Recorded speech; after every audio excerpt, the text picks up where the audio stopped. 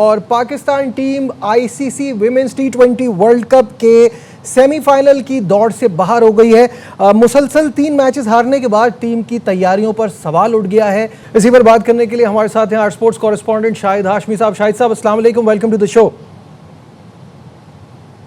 शाहिद साहब, आपको मेरी आवाज़ आ रही है?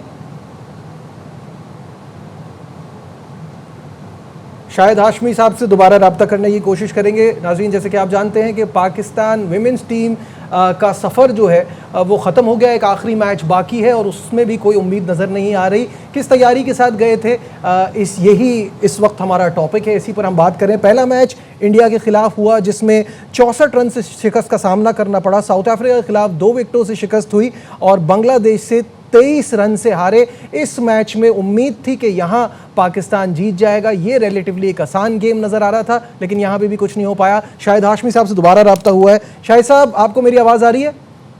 जी, मुझे आ रही है बिल्कुल। जी शाहिद साहब, मुझे ये बताइएगा कि क्या तैयारी के साथ हम गए थे, क्या प्लानिंग थी? क्या हम घर में जिम्बाब्वे जैसी टीम को हराकर ये समझ रहे थे कि हम वर्ल्ड कप में अच्छा कर लेंगे? बिल्कुल ऐसा ही है। हमें थोड़ी ओपोजिशन ज्यादा अच्छी मिलनी चाहिए थी। एटलीस्ट बांग्लादेश और श्रीलंका ही मिल जाती तो हमारी कारकर्दगी बेहतर होती। लेकिन विमेंस क्रिकेट में बहुत एफर्ट चाहिए। पाकिस्तान क्रिकेट बोर्ड के चेयरमैन मोहसिन नकवी जब आए थे फरवरी 2024 में, तो उन्होंने 70 मिलियन जो रुपीस बजट था उसको 240 मिलियन रुपीस तक पहुंचाया। प्लेयर्स के सेंट्रल कॉन्ट्रैक्ट बढ़े, थोड़ी उन्हें क्रिकेट मिली, लेकिन क्रिकेट इनको ऑपोजिशन अच्छी मिलनी चाहिए, तभी जाके इम्प्रूवमेंट आएगी।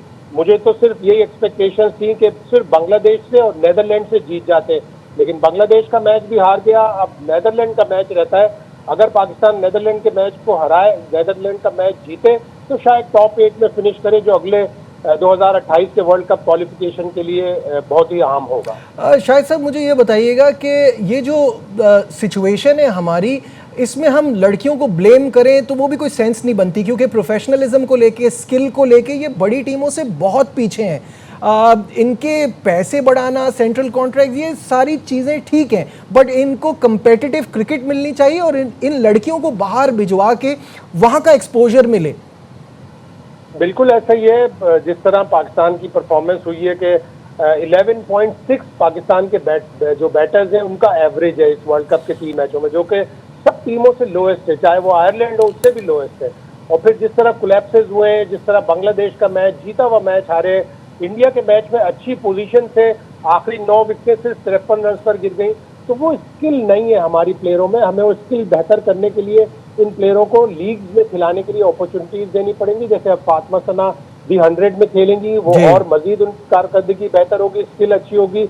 इसी तरह सादिया इकबाल, नशरा सांधू, सिद्रा अमीन, सदफ शम्स, ये प्लेयर ऐसी हैं जिनको आप अगर पाकिस्तान क्रिकेट बोर्ड नेगोशिएट करे कि उनको द 100 में, बीबीएल, बिग बैश में, दुनिया की लीग में अगर उनको मौका मिलेगा तो उनका स्किल जो है वो इम्प्रूव होगा, चाहे पैसे पाकिस्तान क्रिकेट बोर्ड ही दे उन लीग में से। ये जो बात हो रही है कि कुछ इनकी पाकिस्तान में भी कोई लीग स्टार्ट करनी चाहिए, जैसे विमेंस पीएसएल हो, ताकि उनको थोड़ा एक्सपोजर मिले, कोई टफ मैचेस हो, कोई कंपटीशन इस तरह का हो। ये आइडिया कैसा देखते हैं आप? अच्छा आइडिया है। 2023 में 3-4 मैच हुए थे जिसमें हैदर नाइट और 3-4 अच्छी प्लेयर्स आई थी। उस तरह की लीग हो, जिम्बाब्वे या श्रीलंका या छोटी टीमों के प्लेयरों को बुलाकर लीग कराने का फिर कोई फायदा नहीं होगा। ये जब बाहर जाके लीग में खेलेंगी, जिस तरह हमने कहा कि हम बार बार कह रहे हैं कि इंटरनेशनल डिपार्टमेंट क्रिकेट बोर्ड का बात करें, चाहे पैसे पाकिस्तान क्रिकेट बोर्ड दे, लेकिन उनको अपॉर्चुनिटीज मिले। अगर अपॉर्चुनिटीज मिलेंगी तो ही वो इम्प्रूव करेंगी, जिस तरह आप देखें दूसरी दुनिया की प्लेयर्स इम्प्रूव कर रहे हैं। अच्छा, एक चीज़ और देखिए, एक तो हमारी कैपेबिलिटीज़ का हमें पता है, हम ये हमारे इनफैक्ट कहते हुए अजीब सा लगता है, ये अभी मर्दों की टीम के साथ भी यही प्रॉब्लम चल रही है कि जब आईसीसी इवेंट्स में जाते हैं तो वहाँ उनकी परफॉर्मेंस बहुत ख़राब हो जाती है। यही चीज़ यहाँ पे भी है, लेकिन एक वन मैन आर्मी की तरह चल रही है। फातिमा सना, मुझे उनका नंबर समझ में नहीं आता, वो कभी 7वें नंबर पे, कभी 8वें नंबर पे जा रही होती है। इन अ गेम लाइक दिस उनको तो ज़्यादा से ज़्यादा बॉल्स फेस करनी चाहिए, तो क्या उनके नंबर ऊपर नहीं होने चाहिए? 4 या 5 पे नहीं खेलना चाहिए था? देखिए, ये तो बहस है और ये सारे लोग ही कह रहे हैं। 1-2 मैच में जहां पे पाकिस्तान की, जैसे जनूबी अफ्रीका का मैच था, उसमें पाकिस्तान की इब्तिदाई विकेट जल्दी गिर गई थी, तो फातिमा सना आई, उन्होंने अच्छी बैटिंग की, वो नंबर तो चलो सही है, लेकिन उनको ऊपर के नंबरों पर खिलाना चाहिए। T20 के लिए यही कहते हैं कि आपका जो भी इम्पैक्ट प्लेयर हो वो ज्यादा से ज्यादा डिलीवरीज खेले, लेकिन न जाने क्यों 7-8, 7-8, 6 इस तरह के नंबरों पर आलिया रियाज और फातिमा सना को खिलाया गया। आलिया ने तो पूरी सीरीज में, पूरे अब तक के तीनों मैचों में मायूस किया, बैटिंग में भी, फील्डिंग में भी, लेकिन फातिमा सना स्टैंड आउट रही हैं, इसीलिए उन्हें द 100 में भी चांस मिला है। तो टीम मैनेजमेंट को चाहिए था कि ये इस तरह के फैसले करते हैं कि उनको टॉप ऑर्डर में बैटिंग मिलती है। और फिर बॉलिंग में भी हमने देखा कि जो ओवर जरूरी नहीं है, मैंडेटरी नहीं होता कि फास्ट बॉलर ही 19वां और 20वां ओवर कराए। ये इंडिया के मैच में भी हुआ, साउथ अफ्रीका के मैच में भी हुआ और बांग्लादेश के मैच में भी हुआ कि आखिरी 5 ओवर में हमने मैच हार दिए टीम में। ठीक है, बहुत बहुत शुक्रिया। शाहिद हाशमी साहब हमारे साथ थे और विमेंस क्रिकेट का जो हाल है उस पर हम बात कर रहे थे।